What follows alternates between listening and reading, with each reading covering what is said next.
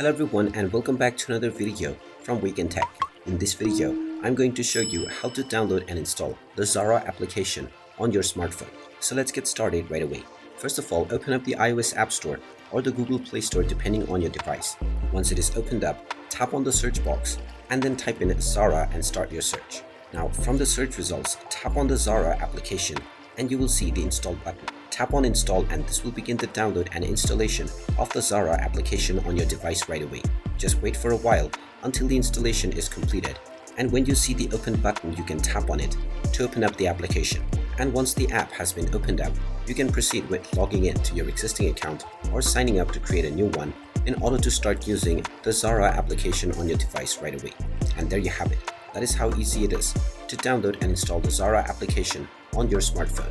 If you find this video helpful, make sure you hit that like button and subscribe to our channel if you haven't done so already. Also ring that notification bell to never miss another update from us. Thank you for watching and I will see you again in the next video.